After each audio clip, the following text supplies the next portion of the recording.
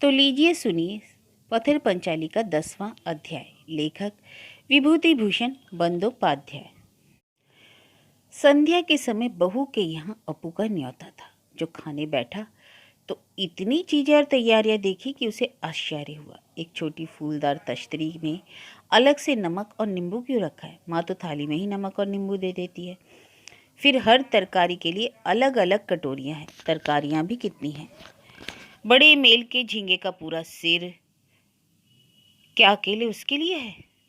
बड़ी अजीब बात है। लूची लूची उसकी और उसकी दीदी की स्वप्नपुरी की बात मन में धीरे से कौन जाती है। ना जाने कितनी रातें और कितने दिन जमी कद की डंठल की चौचड़ी और लौकी के छौका से ही भात खाना पड़ता था। कई बार सवेरे और शाम के समय कलेवा के बिना ही गुजर करनी पड़ती। ऐसे दिनों में मन एकाएक क्षुब्ध और उदास होकर उन स्थानों में दौड़ जाता जहां दोपहर की चिलचिलाती धूप में उसके गांव का मशहूर रसोइया बीरू राय कंधे पर अंगोछा रखकर इधर से उधर घूमता रहता। अभी अभी बने हुए बड़े चूल्हों पर कड़ाहों में घी कड़कड़ाता रहता है। लूची बनाने की अपूर्व मनोरम सुगंध आती है। कितने ही लड़के और लड़कियां अच्छे कपड़े पहनकर इधर से उधर आते जाते रहते हैं। गांगुली घराने की बड़ी नाट्यशाला और जैतून पेड़ के नीचे गर्मियों के दिन में बड़ी सी दरी बिछाई जाती है। साल में केवल एक दिन उसे उस काल्पनिक देश में जाने का मौका लगता है। वह दिन है बैसाख की रामनवमी के झूले का दिन।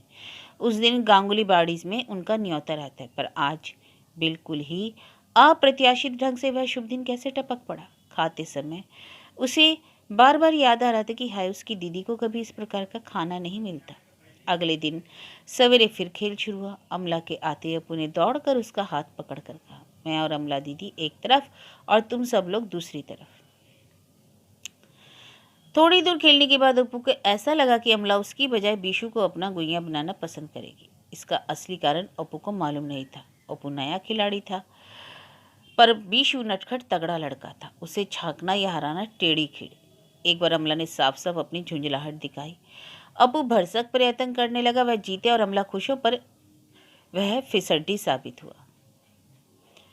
अपू की आंखों में आंसू भरा है। उसके लिए एकाएक खेल का सारा रस जाता रहा। अमला बीसू की ओर देखकर सारी बातें कह रही है, हंसती है तो उसी के साथ। थोड़ी देर बाद जब बीसू काम से घर जाने लगा तो अमला ने उसे बार बार कहा, तुम फिर लौट आओ। अपू को मन में बड़ी ईर्ष्या हुई। सारा सवेरा एकदम खाली मालूम होने लगा। उसके बाद उसने मन ही मन सोचा कि बीशु के जाने पर खिलाड़ी कम हो जाएंगे, इसलिए अमला दीदी ऐसा कह रही है, मेरे जाने पर भी ऐसा कहेगी, इससे अधिक कहेगी। एकाएक उसने जाने का स्वांग रचते हुए कहा, देर हो गई, चलूं नहाना है। पर अमला कुछ ना बोली। लोहार के लड़के गोपाल ने कहा, फिर उस जो नाना भाई। अपू ने थोड़ी दूर जाकर एक बार मुड़कर देखा तो उसे दिखाई पड़ा कि उसके चले आने से कोई फर्क नहीं पड़ा और खेल बाकायदा तेजी से चल रहा है। अपू को बड़ी ठेस लगी। बड़ी अमला दीदी बनी फिरती है, मुझे वह ना चाहे ना से, इससे क्या आता जाता है। 2 दिन बाद हरिहर लड़के को लेकर घर लौटा। कुछ ही दिन तो हुए थे, पर इसी बीच में सर्वजया के लिए लड़के को बिना देखे रहना दुभर हो गया था। दुर्गा का खेल भी कई दिनों से अच्छी तरह नहीं जमा था। ओप्पू के प्रवास के कुछ दिन पहले पेठे के छिलके की नाव लेकर दोनों में झगड़ा होने के कारण दोनों में मुंह फेरा फेरी हो गई थी। अब पेठे की बहुत सी तुम्बियां जमा हो गई थी, पर दुर्गा अब उन्हें लेकर पानी में तैराने के लिए नहीं जाती। क्यों मैंने छोटी सी बात लेकर झगड़ा मोल लिया, क्यों उसके कान खींचे। वह लौट आए तो अब उसके साथ कभी नहीं लड़ूंगी।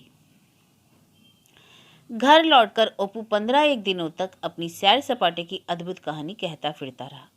इन थोड़े से दिनों में उसने कितनी ही आश्चर्य भरी चीजें देखी। रेल की पटरी देखी, जिस पर से होकर सचमुच की रेलगाड़ी जाती है। मिट्टी के शरीफे, पपीते, खीरे देखे जो हूबहू असली फल मालूम होते हैं। और वह गुड़िया जिसका पेट दबाते ही मिर्गी रोगी की तरह हाथ पैर फेंक कर एकाएक थपड़ी बजाना शुरू करती है। और अमला दीदी, वह कितनी दूर निकल गया था।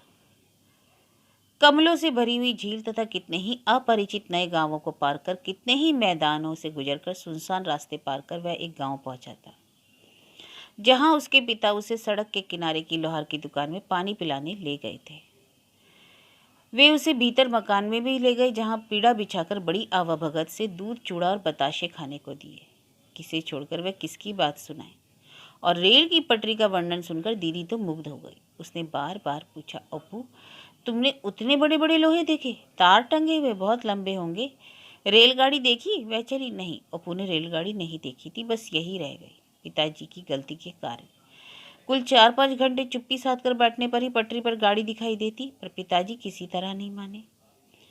दिन ढल जाने के कारण सर्वजया ने अन्यमनस्क होकर ज्यों ही जल्दी से सदर दरवाजे से भीतर आंगन में पैर रखा, त्यों ही पतली रस्सी सी कोई चीज उसके कंधे से लगी और साथ ही साथ पट से टूट जाने की आवाज हुई और दोनों तरफ कुछ ढीला होकर आंगन में घिर पड़ा। सारा काम पलक मारते ही हो गया और यह कहना चाहिए कि अच्छी तरह देखा समझा नहीं था, ऐसा हो गया। थोड़ी देर बाद ही अपू घर में आया। दरवाजा पार कर उसने जो ही आंगन में पैर रखा, ठिठक कर खड़ा हो गया। वह सासा विश्वास नहीं कर सका। अरे यह क्या है? किसने हमारे टेलीग्राफ के तार तोड़ डाले? यह हानि इतनी अधिक और आकस्मिक थी कि वह तिलमिला गया। बाद में संभल कर उसने देखा, आंगन की मिट्टी में गीले पैरों के दाग अभी तक बने हैं। उसके मन में के अंदर से किसी ने पुकार कर कहा, माँ के सिवाय और कोई नहीं हो सकता। जरूरी माँ ने अनर्थ किया है। उसने घर में घुसकर देखा, माँ बैठे बैठे बिल्कुल निश्चिंत होकर कटहल के खोए धो रही थी। वह ठिठक कर खड़ा हो गया और नौटंकी के अभिमन्यु की तरह सामने की तरफ झुककर बांसुरी की सप्तम की तरह तीव्र मिठास के साथ चीख कर बोला, माँ, क्या मैंने पूरा जंगल छानकर उन चीजों को इकट्ठा नहीं किया था? सर्वजया पीछे मुड़कर और अचरज से बोली, तूने क्या इकट्ठा किया था? क्या मुझे इन्हें इकट्ठा करने में कष्ट नहीं हुआ? क्या पागल बकता है, बता तो सा। क्या बताऊँ? मैंने इतनी मेहनत से टेलीग्राफ के तार टांगे और तुमने तोड़ डाला। तू तो हर समय अजीब अजीब काम करता रहता है। रास्ते के बीच में पता नहीं क्या टांगा था, टेलीग्राफ मेलीग्राफ। जल्दी में आ रही थी, टूट गया, अब क्या करूँ? कहकर वह अपना काम करने लगी। इतनी भयानक हृदयहीनता! पहले वह जरूर सोचा करता कि उसकी माँ उसे प्यार करती है। अवश्य बहुत दिन पहले इस भ्रांत धारणा से मुक्त हो चुका था। फिर भी वह कभी कल्पना में भी नहीं सोच सकता था कि उसकी माँ इस तरह निष्ठुर और पाषाणी है। कल दिन भर उसने नीलमणि ताऊ की जमीन, पालित घराने के आम का बाग, प्रसन्न गुरुजी की बांस की झाड़ी मजाकर बड़े बड़े बीहर जंगल में अकेली घूमकर बड़ी कठिनाई से ऊंची डाली पर लटकी हुई गुलाय खोज लाया, जिससे कि रेल का खेल हो सके। और यह देखो तो एकाएक माँ से एक बहुत कड़ी, बहुत ही चुभती हुई, हृदय द्रवित करने वाली बात कहनी चाहिए। और थोड़ी देर खड़ा रहकर शायद वह कुछ सोच न पाकर तीव्र सप्तम स्वर में कहा, मैं आज भात नहीं खाने का, कभी नहीं खाने का। माँ बोली, नहीं खाएगा तो ना खा। तेरे भात खाने से मेरे कोई सुरखाब के पर थोड़े ही लग जाएंगे। इधर तो रोज रसोई बन जाने तक का भी धीरज नहीं धरता। नहीं खाएगा तो जा, देख लूंगी कि भूख लगेगी तो कौन खाने देता है। बस पलक मारते ही सब्जियों के त्यों रहे। माँ कटहल के बीज धो रही थी, पर अपू गायब। वह कपूर की तरह उड़ गया। ठीक उसी समय दुर्गा घर से आ रही थी तो दरवाजे के पास उसने देखा कि अपू उसे बचाकर आंधी की तरह झपटकर बाहर जा रहा है। तब उसने अचरज के साथ कहा, अरे अपू, ऐसे कहाँ जा रहा है? क्या हुआ तुझे? माँ बोली, तुम लोग के रंग ढंग भी अजीब है, कुछ समझ में ही नहीं आता। काम करते करते ओर छोड़ नहीं लगता। इसने रास्ते के बीच में कुछ टांग रखा था, मैं आई, टूट गया, अब क्या करूं बता। मैंने जानबूझकर, थोड़े ही थोड़ा है, टूट गया। बोलता है भात नहीं खाऊंगा। माँ और बेटे में जब इस तरह की ठन जाती थी तो दुर्गा को ही बीच बचाव करना पड़ता। बहुत खोज कपास पुकारा पुकुरी करने के बाद 2 बजे भाई को ढूंढ निकाला। उसका चेहरा कुमला गया था। उदास नयनों से राय घराने के बाग में एक आम के झुके हुए तने पर बैठा हुआ था। यदि कोई उसी दिन शाम को अपू के घर आकर देखता तो यह नहीं कह सकता कि यह वही अपू है जो सवेरे माँ से रूठकर बनवासी हो गया था। आंगन के इस छोर से उस छोर तक एक तार टंगा हुआ था। अपू अचरज के साथ घूर घूर कर देख रहा था। यह तो बिल्कुल रेल की पटरी पर लगे हुए तार की तरह हो गया। उसने सत्तू के घर जाकर कहा, सत्तू भैया, मैंने आंगन में टेलीग्राफ के तार टांगे, आओ आओ रेल रेल खेलेंगे। किसने तार टांग दिए? मैंने खुद टांगे, दीदी ने लताओं के टुकड़े ला दिए थे। सत्तू बोला, तू जाकर खेल, मैं अभी नहीं आ सकूंगा। ओपू ने मन ही मन समझ लिया कि बड़े लड़कों को बुलाकर खेल सफल करना उसके वश में नहीं। भला कौन उसकी बात सुनने वाला था। ओपू बहुत छेपू था, इसलिए उसने और कुछ नहीं कहा, घर लौटा। दुख के मारे उसकी आंखों में आंसू आ रहे थे। अगले दिन सवेरे वह और उसकी दीदी दोनों मिलकर ईंट से एक दुकान बनाकर चीज़ों की तलाश में निकल पड़े। दुर्गा को जंगली चीज़ों का पता बहुत ज़्यादा है। दोनों मिलकर जंगली शरीफे के पत्तों का पान, एक जंगली फल का आलू, राधा लता के फूल की मछली, कुंदरू का परवल, चिचड़ी फली की लोबिया, मिट्टी के ढेले की नमक की डली और जाने क्या क्या जुटाकर दुकान सजाने में बड़ी देर कर दी। ओपू ने कहा, दीदी दीदी चीनी काहे से बनाओगी? दुर्गा बोली, बांस की झाड़ी के रास्ते में के किनारे उस टीले में बढ़िया बालू है जिसे माँ चावल भूनने के लिए लाती है। चल वही बालू ले आए, बिल्कुल चमचमाता हुआ मानो चीनी हो। बांस के जंगल में चीनी खोजते खोजते पगडंडी के किनारे एक जंगल में घुस पड़े। इधर के पेड़ ऊंचे ऊंचे थे। चटका पेड़ की फुनगी पर एक बड़ी लता की घनी हरी गोद में लाल सुर्ख बड़ा सा कोई गोल फल लटक रहा था। अपू और दुर्गा उसे देखकर ललक गए। बड़ी मेहनत के से थोड़े से फलों के साथ लता के का एक अंश तोड़कर नीचे उतारा गया और फिर दोनों बड़ी खुशी में एक साथ दौड़कर फलों की मिट्टी बटोरने लगे। पके हुए फल सिर्फ 3 ही थे। मुख्यतः दुकान की सजावट के लिए इन फलों का प्रयोग किया गया और वे ऐसे रखे गए जैसे खरीदार आए तो पहले ही उनकी दृष्टि उन पर पड़े। बड़े जोर से खरीद फरोख्त होने लगी। दुर्गा ने स्वयं ही पान खरीदकर दुकान के सारे पान समाप्त कर डाले।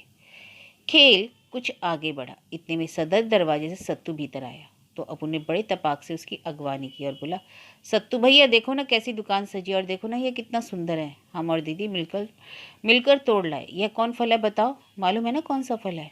सत्तू बोला, यह तो मकाल फल है। हमारे बाग में जाने कितने ही थे। सत्तू आया था।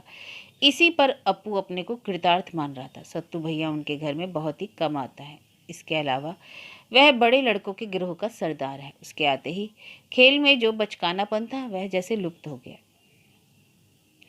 बड़ी देर तक जोर के साथ खेल चलने के बाद दुर्गा बोली, भाई मुझे 2 मन चावल दो, बहुत महीनों। कल मेरे गुड्डे की मंगनी है, बहुत से लोग न्योते आएंगे।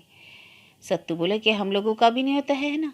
दुर्गा बोली, जरूर जरूर, पर तुम लोग तो ठहरे कन्या पक्ष वाले। कल सवेरे आकर ठाट बाट से ले जाऊंगी सत्तू भैया। रानी से कहना आज रात को थोड़ा चंदन घिस रख के कल सवेरे ले आऊंगी।